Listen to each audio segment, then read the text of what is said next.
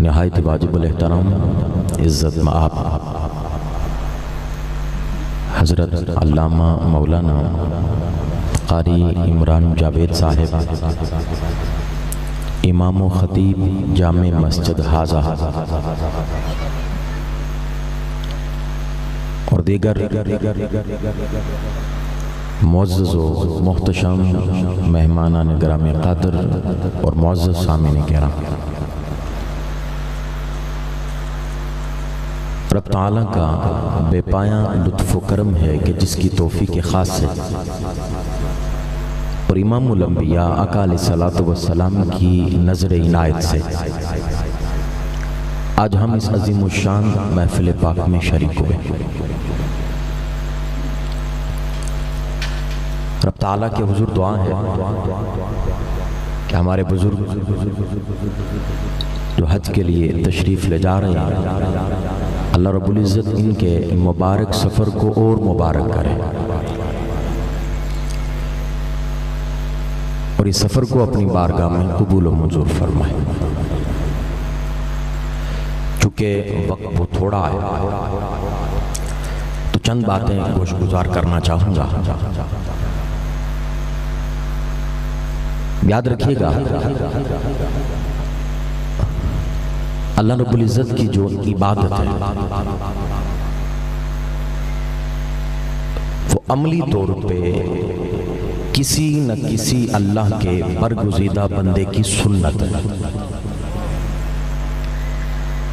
جو اللہ کی عبادت ہے وہ حقیقت میں اس کے کسی برگزیدہ بندے کی سنت ہوتی ہے۔ اب نماز ہے، عبادت ہے۔ اب جو فجر کی نماز ہے، حقیقت میں جب آدم علیہ السلام کی توبہ قبول ہوئی نا تو انہوں نے شکرانے کے 2 نفل پڑھے، اللہ کو ادا پسند آئی، ہمارے لیے نماز فجر بن گئی۔ اب ہم جب فجر پڑھتے ہیں تو حقیقت میں یہ آدم علیہ السلام کی یاد ہے۔ ہر فجر یہ آدم علیہ السلام کی وہ جو 2 نفل انہیں پڑھے ان کی یاد ہے، لیکن عبادت کس کی ہے؟ اللہ کی۔ نماز ظہر ہے، حضرت ابراہیم علیہ السلام جب قربانی اللہ کے حضور قبول ہوئی نا تو 4 رکعت شکرانے کے نفل آپ نے پڑھے، اللہ کو ادا پسند آئی، ہمارے لیے نماز ظہر بن گئی۔ اسی طرح نماز عصر ہے، حضرت عزیر علیہ السلام 100 سال کے بعد اٹھے، شکرانے میں 4 نفل پڑھے، ہماری نماز عصر بن گئی۔ اور اسی طرح حضرت ایوب علیہ السلام آپ نماز مغرب کے وقت یعنی مغرب کے وقت آپ نے 4 کی نیت کی، لیکن آپ کمزور تھے، 3 پہ ہی بیٹھ گئے، چوتھی نہ پڑھ سکے، 3 پہ ہی بیٹھ گئے، 3 پہ ہی سلام پھیر دیا۔ اللہ نے ان تینوں کو ہی ہمارے لیے نماز مغرب بنا دی۔ عشاء کسی نے نہیں پڑھی تھی، مصطفیٰ کریم نے پڑھ دی، میرے آقا نے پڑھی۔ وہ 4 نفل میرے آقا نے پڑھے، ہمارے لیے نماز عشاء بن گئی۔ اب 5 نمازیں ہیں، عبادت خدا کی ہے، حقیقت میں سنت انبیاء۔ اور عبادت کیا ہوتی ہے؟ عبادت کی تعریف کیا ہے؟ عبادت کی تعریف یہ ہے کہ انتہا درجے کی تعظیم، انتہا درجے کی تعظیم، تعظیم کی آخری حد، تعظیم کی آخری حد، اس حد میں جا کے عبادت بنتی ہے۔ کیا مراد؟ اللہ فرماتا ہے میرے برگزیدہ بندوں کی ادائیں تعظیم کی آخری حد میں جا کے ادا کرو تو میری عبادت بن جائے۔ سبحان اللہ، تعظیم کی آخری حد میں جا کے، آخری حد میں اتنے ادب کے ساتھ، احترام کے ساتھ ان سنتوں کو دہراتے رہو، کھاتے میں میری عبادت لکھی جاتی ہے۔ اور یہ بات ذہن میں رکھیے گا، کوئی بھی عبادت ایسی کہ اس میں اگر تعظیم نہیں ہے نا تو وہ عبادت نہیں۔ تعظیم نہیں تو وہ عبادت نہیں۔ اب حج بھی یہی ہے، سارا حج وہ بھی اللہ کے برگزیدہ بندوں کی ادا ہے، اور معاملہ عام حالات سے برعکس ہے۔ جو ہی ہم حدود میں داخل ہونے لگتے ہیں، کہا کہ 2 چادریں پہن لو، سادہ سی 2 چادریں پہن لو، سر ننگا کر لو۔ عام حالت میں مسجد میں آؤ تو سر پہ ٹوپی رکھ کے آؤ، ڈھانپ کے آؤ۔ ادھر داخل ہونے لگے، کہا کہ بھئی صرف 2 چادریں سفید سادہ سی، اور دوسری کیا؟ میں سر پہ ٹوپی نہیں ہے، معاملہ بدل گیا ہے۔ مولا عام مسجدوں میں جائیں تو سر پہ ٹوپی ہونی چاہیے، ادھر تیرے سب سے بڑے گھر میں داخل ہو رہے ہیں اور ٹوپی اتروا رہا ہے۔ اللہ رب العزت نے فرمایا میرے ابراہیم اور اسماعیل جب کعبے کی تعمیر کر رہے تھے سر پہ ٹوپی نہیں تھی، سر پہ ٹوپی نہیں تھی، اس طرح لباس پہنا تھا۔ فرمایا کہ اب اسی طرح ہی آنا ہے جس طرح وہ تھے، تو میری عبادت بنے گی۔ اور اگر اپنے لباس میں آیا، سر کو ڈھانپ کے آیا، تو میری عبادت ہی نہیں بنے گی، میری عبادت ہی نہیں۔ اور اسی طرح جب حضرت ابراہیم علیہ السلام حضرت اسماعیل علیہ السلام کو ساتھ لے کے چلے کہ میں نے خواب میں دیکھا ہے کہ آپ کی قربانی کر رہا ہوں، آپ کو ذبح کر رہا ہوں۔ اب جب لے کے چلے نا تو شیطان نے روک لیا اور اسماعیل علیہ السلام کو کہا کہ بھئی تمہیں پتہ نہیں کہ یہ کہاں لے کے جا رہے ہیں؟ ذبح کرنے لے کے جا رہے ہیں۔ اب حضرت اسماعیل علیہ السلام اور حضرت ابراہیم علیہ السلام نے زمین سے کنکر اٹھائی، اسے مارے۔ اب یہ ان کی ادا اللہ کو اتنی پسند آئی، اب جو بھی حاجی جاتا ہے، اب سامنے شیطان ہے نہیں، سامنے شیطان ہے نہیں۔ اللہ فرماتا تصور کر یہ شیطان ہے، اور تصور کر کے ابراہیم نے ماری تھی، تو بھی مار رہا ہے، اب ادھر شیطان نہیں ہے، باوجود اس کے اللہ کہہ رہا ہے میرے ابراہیم کی سنت ادا کر تو حج بنے گا۔ اب اسی طرح قربانی ہے، یہ بھی حضرت ابراہیم علیہ السلام نے جب قربانی کی قبول ہو گئی، فرمایا قیامت تک کے لیے اب مینا میں اس میدان میں قربانی کرتے رہو، ابراہیم کی ادا کو دہراتے رہو۔ یہ حج ہے۔ اور میدان عرفات میں صرف حاضری سے فرض ادا ہو جاتا، صرف حاضری سے جاؤ، میدان عرفات میں ٹھہرو، حاضر ہو جاؤ، حاضری ہو گئی، فرض ادا ہو گیا۔ تسبیحات کرنا، ذکر کرنا سارے مستحبات ہے، فرض کوئی نہیں ہے، صرف جا کے حاضر ہو جانا۔ مولا صرف حاضر ہو گئے، کہاں بس؟ مولا کیوں؟ کہا جب میں نے آدم کو اتارا تھا نا تو اتارا ہند میں تھا، اب وہ سری لنکا ہے۔ اب جب ملاقات ہوئی تھی حوا کی اور آدم علیہ السلام کی تو یہ ہوئی تھی میدان عرفات میں، یہاں ایک دوسرے کو پہچانا تھا، معرفت ہوئی تھی، ٹھہرے تھے، بس ان کی سنت ہے تم بھی یہاں کھڑے ہو جاؤ، تمہارا حج ہو جائے، بس کھڑے ہو جانا، حاضر ہو جانا، یہ حج ہے۔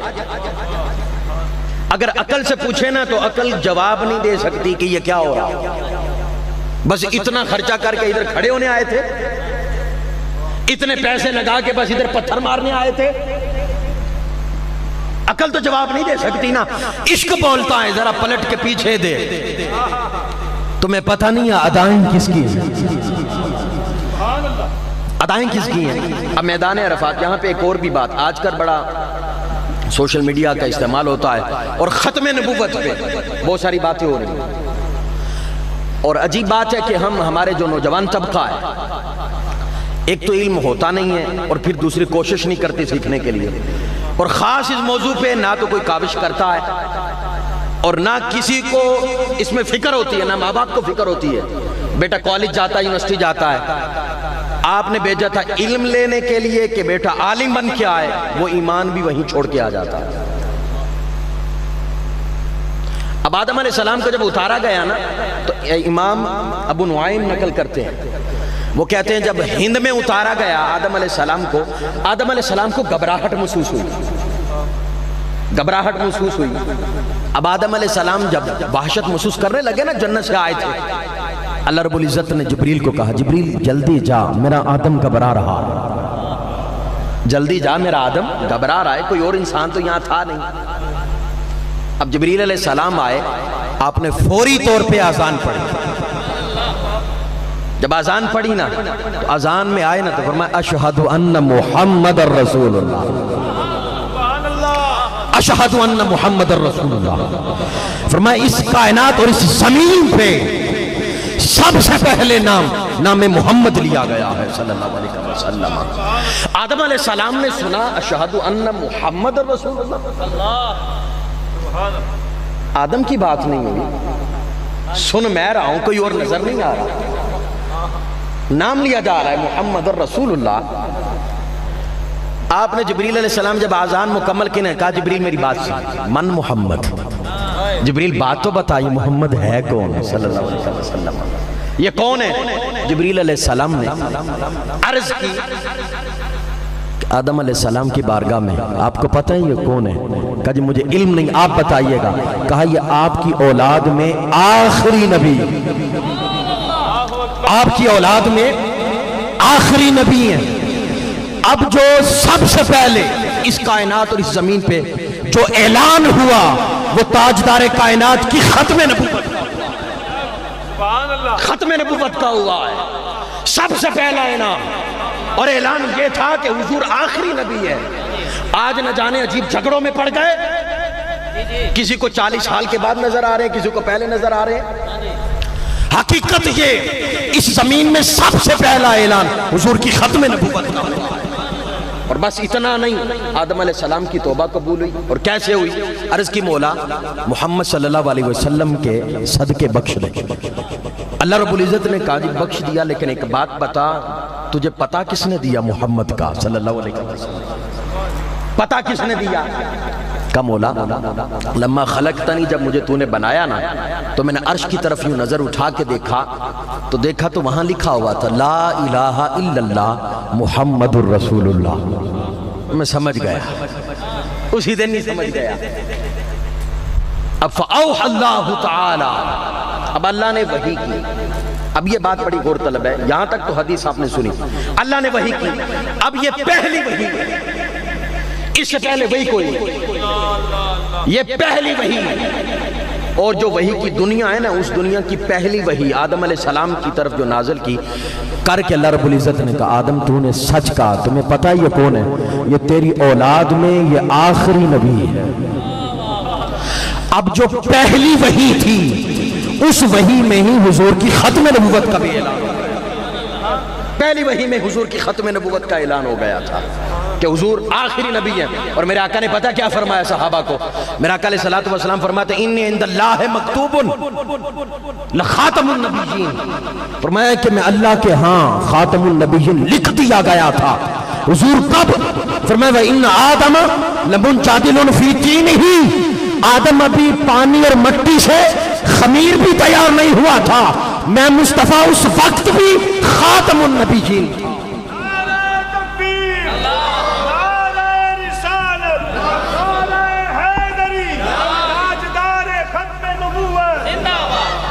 فرمایا صرف نبی نہیں، وہ الگ حدیث ہے، فرمایا کہ ابھی خمیر بھی نہیں تیار ہوا تھا، میں اس وقت ہی لکھا جا چکا تھا کہ یہ خاتم۔ اللہ اکبر۔ تو میدان عرفات میں پہچان ہوئی، اب وہاں حاضر ہوتے ہیں تو رکن ادا ہو جاتا ہے۔ اور اسی طرح ان الصفا والمروہ من شعائر اللہ، دو پہاڑیاں ہیں جی، بھاگنا ہے اور کچھ نہیں کرنا، بھاگنا ہے۔ مولا ان پہ بھاگیں، کیوں بھاگیں؟ کہا اس وجہ سے میری بندی بھاگی تھی یہاں۔ یہ حج ہے، یہ کیا ہے؟ حج ہو رہا ہے، بس ادھر سے ادھر بھاگنا، ادھر سے ادھر بھاگنا، لاکھوں خرچ کر کے جاتے ہو، مولا تو دوڑا رہا۔ کیا یہ پاکستان میں نہیں ہو سکتا تھا؟ یہ کشمیر میں پہاڑ نہیں ہے؟ بھائی اتنے کہہ دیتا کسی دو پہاڑوں پہ بھاگ لو حج ہو جائے گا، یہ خاص دو کیوں؟ اور انہیں شاعر اللہ بھی تو نے بنا دیا، اپنی نشانی بھی بنا دیا، اس کی وجہ کیا؟ اور پھر صرف نشانی نہیں، فرمایا وَمَن يُعَظِّمْ شَعَائِرَ اللَّهِ فَإِنَّهَا مِن تَقْوَى الْقُلُوبِ، جو اللہ کی نشانیوں کی تعظیم کرتا ہے، اللہ رب العزت ان کے دلوں کو تقوی عطا کر دیتا. فرمایا کہ جو ان دو پہاڑوں کی تعظیم کرے، ادب کرے، احترام کرے، میں انہی کے دلوں کو صاف کرتا ہوں. مولا باقی پہاڑوں پہ بھاگنا، باقی کی تعظیم کیوں نہیں؟ فرمایا باقی جتنے پہاڑ ہیں ان کی نسبت نہیں، ان کی نسبت میری بندیاں سے، نسبت میری بندیاں ہاجرہ سے ہے، باقی پہاڑوں کی نسبت نہیں ہے. ارے دو پہاڑوں کی نسبت اللہ کی برگزیدہ بندیاں سے ہو جائے، اس کی تعظیم اللہ کی عبادت بن جائے، اور اگر کسی ولی کی نسبت اللہ سے ہو جائے تو اس کی تعظیم، اس کی تعظیم عبادت نہیں بنتی. دو پہاڑ ان کا ادب، ان کا احترام. اور صرف اتنا نہیں، فرمایا وَالْبُدْنَ جَعَلْنَاهَا لَكُمْ مِنْ شَعَائِرِ اللَّهِ. فرمایا جو قربانی کا جانور ہے نا، یہ بھی اللہ کی نشانی ہے، یہ بھی شعائر اللہ ہے. مولا پھر کہا وَمَنْ يُعَظِّمْ شَعَائِرِ اللَّهِ، سبق ایک ہی دیا ہے کیا؟ فرمایا میری نشانیوں کی تعظیم دلوں کا تقویٰ ہے. مولا جانور ہے، اب دو جانور لے آئیں، ایک بیٹے کے ولیمے کے لیے اور ایک قربانی کے لیے. دونوں کی قیمت ایک، وزن ایک وقت میں لے کے آئے. ایک کی تعظیم جو ہے وہ دلوں کا تقویٰ، اور ایک کی تعظیم دلوں کا تقویٰ نہیں ہے. مولا وجہ کیا ہے؟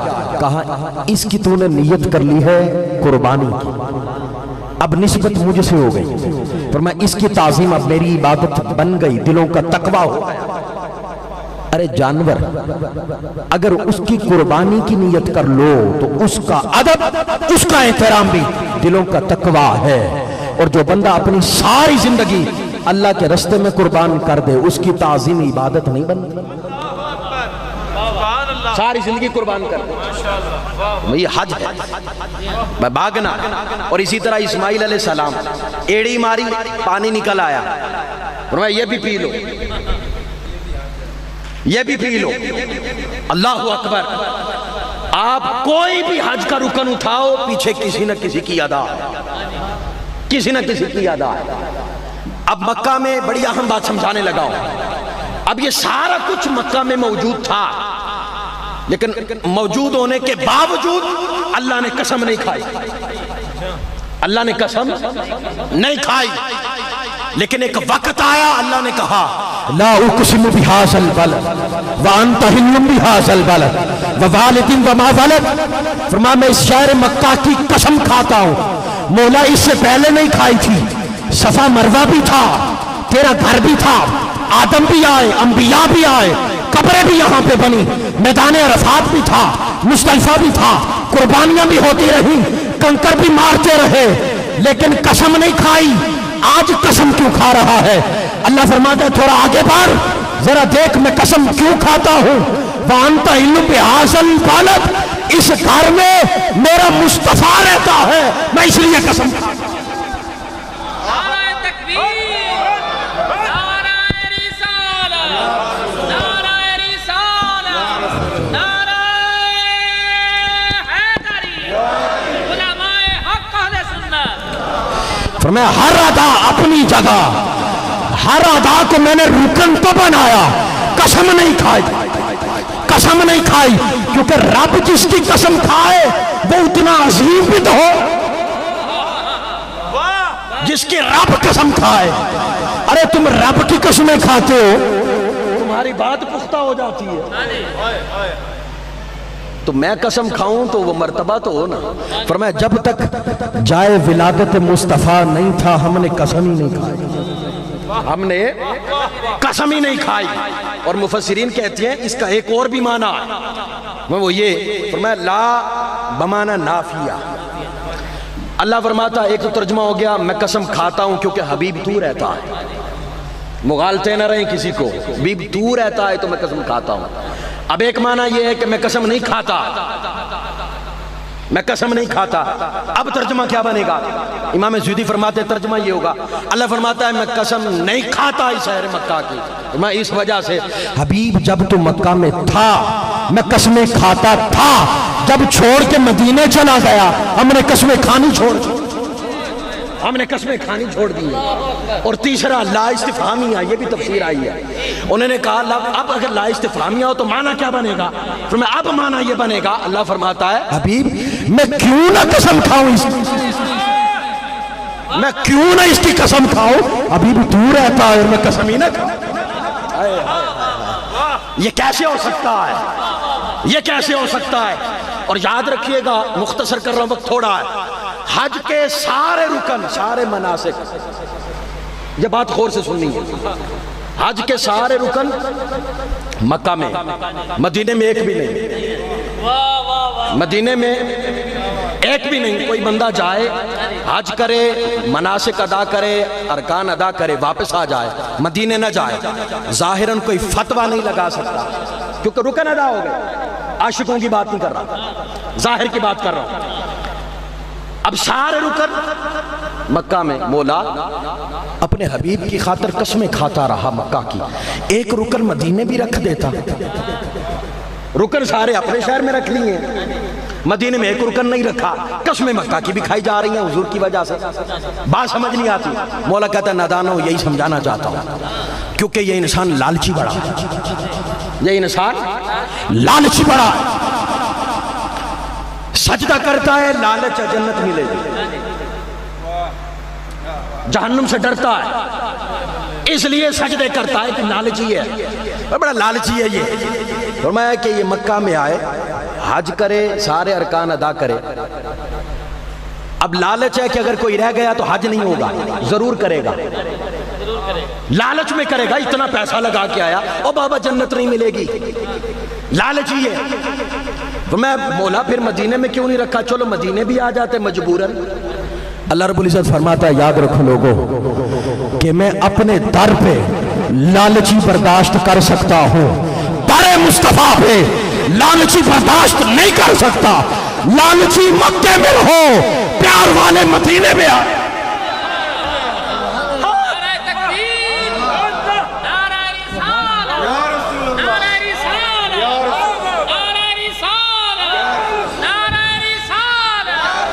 جنہیں ڈر ہے پیسہ ضائع ہونے کا، جنہیں ڈر ہے حج ضائع ہونے کا، جنہیں ڈر ہے جنت نہ ملے گی، مکہ سے پلٹ آؤ، لالچی مکے میں رہو، در مصطفیٰ پہ لالچی برداشت نہیں کروں گا کہ کوئی مجبوری سے آئے، آنا ہے تو محبت سے آنا ہے تو پیار سے آنا ہے، کیونکہ میں نے بھی تو کانٹ چھانٹ کرنی ہے، میں نے بھی تو کانٹ چھانٹ کرنی ہے۔ اور آپ کو پتا ہے بندہ مکے میں جائے نا، جو جا رہے ہیں جو گئے ہیں انہیں پتا ہے مکہ میں ایک جلال ہے، بندے کو اپنے گناہ یاد آ جاتی ہے، روتا ہے، تڑپتا ہے، سہارا تلاش کرتا ہے۔ اب مکے میں سہارا نہیں ملتا، مولا سہارا چاہیے، رب کہتا ہے مکہ سے اٹھ چل مدینے، سہارا مدینے میں، سہارا مدینے میں ہے۔ اور جو فقط مکہ سے پلٹ آئے وحشت آ جاتی ہے، وحشت آ جاتی ہے، ساری عمر بس اسی خوف میں گزرتی ہے، لیکن جو مدینے آ جاتا ہے اسے سہارا ہوتا ہے، کوئی ہے، کوئی ہے۔ اور حضور کی حدیث ہے جو کعبۃ اللہ کو دیکھے وہ جنتی، جو کعبۃ اللہ کو دیکھے وہ جنتی، مولا جنتی بنا دیا۔ اور اگر جنت دیکھنی ہو تو فرمایا وہ مکے میں نہیں، جنت مکے میں نہیں، وہ کدھر جائیں؟ کہا اٹھو مدینے میں جاؤ، ما بین بیتی و منبری روضۃ من ریاض الجنہ، جہاں حضور کثرت سے چلتے رہے، کہا وہی تو جنت ہے۔ فرمایا مکے میں آؤ جنت ملے گی، دیکھنی ہے تو مدینے جاؤ، دیکھنی ہے تو مدینے میں چلے جاؤ۔